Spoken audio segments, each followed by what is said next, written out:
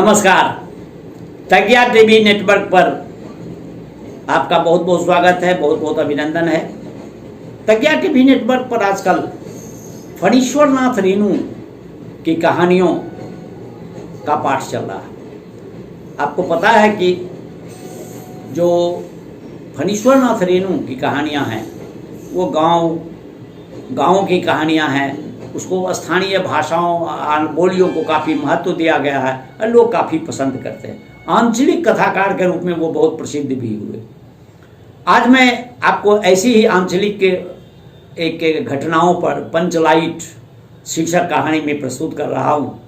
पंचलाइट माने पेट्रोमैक्स, जिसको आजकल कहते हैं। वो ज़माना याद कीजिए जबकि आपको वो क्या कहते हैं कि बिजली नहीं थी गाँव में और लोग बड़ा मुश्किल से यज्ञ या किसी भी समारोह में पेट्रोमैक्स जलाने की बात करते थे। गांव में सबके पास होता नहीं है, तो सामूहिक रूप से उसको खरीदने की परंपरा थी और खास करके कैसे खरीदते थे इस पर चर्चा उन्होंने की है।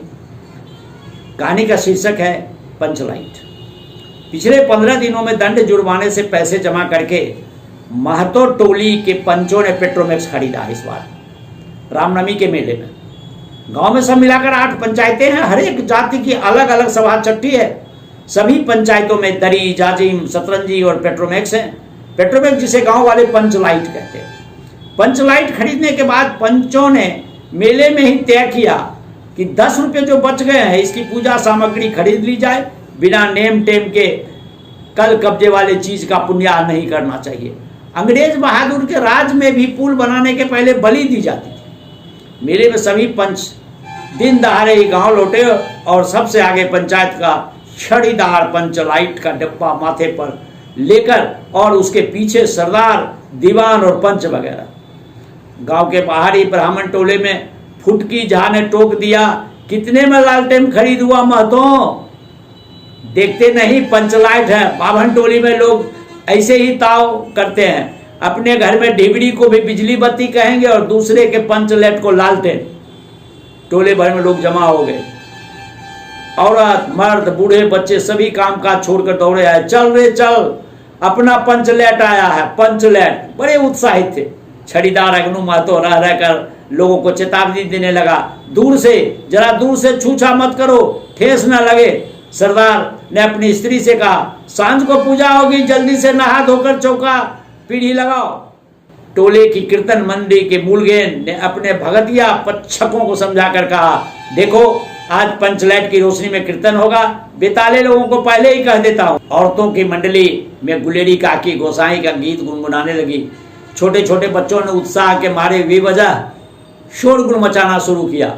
सूरज डूबने के 1 घंटा पहले ही टीले भर के लोग सरदार के दरवाजे पर आकर जमा हो गए और पंचलाइट और पंचलाइट के सिवा कोई और गप नहीं, कोई दूसरी बात नहीं। सरदार ने गुड़गुड़ी पीते हुए कहा, दुकानदार ने पहले सुनाया, पूरे 5 कौड़ी 5 रुपया। मैंने कहा कि दुकानदार साहब यह मत समझिए कि हम लोग एकदम देहाती हैं, बहुत बहुत पंचलाइट देखा है। उसके बाद दुकानदार मेरा मुंह ताकने लगा, बोला, लगता है कि आप जाति के सरदार हैं। ठीक है, जब आप सरदार होकर खुद पंचलाइट खरीदने आए हैं तो जाइए, पूरे 5 कौड़ी में आपको दे देते हैं। दीवान जी ने कहा, अलबत्ता चेहरा परखने वाला दुकानदार है। पंचलाइट का बक्सा दुकान का नौकर देना ही नहीं चाहता था। मैंने कहा, देखिए दुकानदार साहब, बिना बक्सा पंचलाइट कैसे ले जाएंगे? दुकानदार ने नौकर को डांटते हुए कहा, क्यों रे, दीवान जी की आंखों के आगे धुरखेल करता है, दे दो बक्सा। टोले के लोगों ने सरदार और दीवान को श्रद्धा भरी निगाहों से देखा। छड़ीदार ने औरतों की मंडली में सुनाया, रास्ते में सन सन बोलता था पंचलाइट, लेकिन एन मौके पर लेकिन लग गया। रुदल साहब बनिए की दुकान से 3 बोतल किरासन तेल आया और सवाल पैदा हुआ कि पंचलाइट को जलाएगा कौन? यह बात पहले किसी के दिमाग में आई ही नहीं। पंचलाइट खरीदने के पहले किसी ने न सोचा, खरीदने के बाद भी नहीं। अब पूजा की सामग्री चौक पर सजी हुई है। कीर्तनिया लोग खोल ढोल करताल खोलकर बैठे हैं और पंचलेट पड़ा हुआ। गांव वालों ने आज तक कोई ऐसी चीज नहीं खरीदी जिसमें जलाने बुझाने का झंझट हो। कहावत है ना, मायरे गाय लो तो दूहे कौन, लो मजा। अब इस कल कब्जे वाली चीज को कौन बाले? यह बात नहीं कि गांव भर में कोई पंचलेट बालने वाला नहीं है, लेकिन पंचायत में पंचलेट है, हर एक पंचायत में पंचलेट, इसे जलाने वाले जानकार हैं।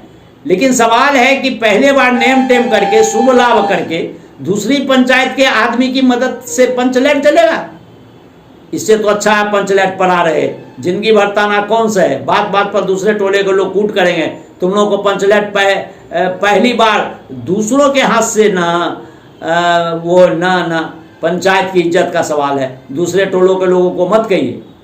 चारों ओर उदासी छा गई, अंधेरा बढ़ने लगा। किसी ने अपने घर में आज ढिबड़ी नहीं जलाई। आज पंचलेट के सामने ढिबड़ी कौन बालता है? सब किए कराए पर पानी फिर रहा था। सरदार, दीवान, छड़ीदार के मुंह में बोली नहीं, पंचों के चेहरे उतर गए। किसी ने दबी हुई आवाज में कहा, कल कब्जे वाली चीज का नखरा बहुत बड़ा होता है। एक नौजवान ने आकर सूचना दी कि राजपूत टोली के लोग हंसते हंसते पागल हो रहे हैं। कहते हैं कि कान पकड़कर पंचलेट के सामने 5 बार उठो बैठो, तुरंत जलने लगेगा। पंचों ने सुनकर मन ही मन कहा, भगवान ने हंसने का मौका दिया है, हंसेंगे नहीं। एक बूढ़े ने आकर खबर दी, रूदल सा बनिया भारी बतंगर आदमी है, कह रहा है कि पंचलेट का पंपू जरा होशियारी से देना। गुलेरी काकी की बेटी मुन्नरी के मुंह में बार बार एक बात आकर मन में बैठ कर लौट जाती है। वह कैसे बोले? वह जानती है कि गोधन पंचलेट बालना जानता है, लेकिन गोधन का हुक्का पानी पंचायत ने बंद कर दिया। मुन्नरी की मां ने पंचायत से फरियाद की थी कि गोधन रोज उसकी बेटी को देखकर ये सलम सलम वाला सनीमा का गीत गाता है। हम तुमसे मोहब्बत करके सलमा। पंचों के निगाह पर गोधन बहुत दिन से चढ़ा हुआ था। दूसरे गांव से आके बसा है गोधन, और अब टोले के पंचों को पान सुपारी खाने के लिए भी कुछ नहीं दिया। परवाह ही नहीं करता है। बस पंचों को मौका मिला, 10 रुपया जुर्माना न देने से हुक्का पानी बंद। आज तक गोधन पंचायत से बाहर है। उसे कैसे कहा जाए? मुन्नरी उसका नाम कैसे ले? और उस पर जाति का पानी उतर रहा था ना। मुन्नरी ने चालाकी से अपनी सहेली कनेली में के कान में बात डाल दी। कनेली चीगो चिप चिप चिना। कनेली मुस्कुरा कर रह गई। गोधन तो बंद है। मुन्नरी बोली, तू कह तो सरदार से, गोधन जानता है पंचलेट बालना। कनेली बोली, कौन गोधन? जानता है बालना, लेकिन सरदार ने दीवान की ओर देखा और दीवान ने पंचों की ओर। पंचों ने एक मत होकर हुक्का पानी बंद कर दिया। सलीमा का गीत गाकर आंख का इशारा मारने वाला गोधन से गांव भर के लोग नाराज थे। सरदार ने कहा, जाति की बंदिश क्या, जबकि जाति की इज्जत ही पानी में बही जा रही है। क्यों दीवान जी? दीवान जी ने कहा, ठीक है। पंचों ने एक स्वर में कहा, ठीक है, गोधन को खोल दिया जाए। सरदार ने छड़ीदार को भेजा। छड़ीदार वापस आकर बोला, गोधन आने को राजी नहीं हो रहा है। कहता है पंचों की क्या प्रतीत है, कोई कल कब्जा बिगड़ गया तो मुझे दंड जुर्माना भरना पड़ेगा। छड़ीदार ने रोनी सूरत बनाकर कहा, किसी तरह गोधन को राजी करवाइए, नहीं तो कल से गांव में मुंह दिखाना मुश्किल हो जाएगा। गुलेरी काकी बोली, जरा मैं देखूं कह के। गुलेरी काकी उठकर गोधन के झोपड़ी की ओर गई, गोधन को मना लाई। सभी के चेहरे पर नई आशा की रोशनी चमकी। गोधन चुपचाप पंचलेट में तेल भरने लगा। सरदार की स्त्री ने पूजा की सामग्री के पास चक्कर काटती हुई बिल्ली को भगाया। कीर्तन मंडली का मुर्गेन मूर्छल के बालों को संभालने लगा। गोधन ने पूछा, स्प्रीट कहाँ है? बिना स्प्रीट के कैसे जलेगा? लो मजा। अब एक दूसरा बखेड़ा खड़ा हुआ। सभी ने मन ही मन सरदार, दीवान और पंचों की बुद्धि पर अविश्वास प्रकट किया। बिना बुझे समझे काम करते हैं ये लोग। उपस्थित जनसमूह में फिर मायूसी छा गई, लेकिन गोधन बड़ा होशियार था। बिना स्पिरिट के ही पंचलेट जलाएगा। थोड़ी गड़ी का तेल ला दो। मुंडरी दौड़ कर गई और एक मलसी में गरी का तेल ले आई। गोधन पंचलेट में पंप देने लगा। पंचलेट की रेशमी थैली में धीरे धीरे रोशनी आने लगी। गोधन कभी मुंह से फूंकता, कभी पंचलेट की चाबी घुमाता। थोड़ी देर के बाद पंचलेट की से सनसनाहट की आवाज निकलने लगी और रोशनी बढ़ती गई। लोगों के दिल का मैल दूर हो गया।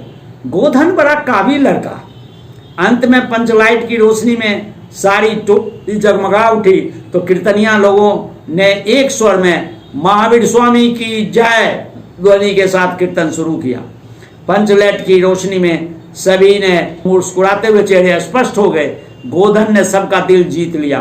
मुंडरी ने हसरत भरी निगाह से गोधन की ओर देखा।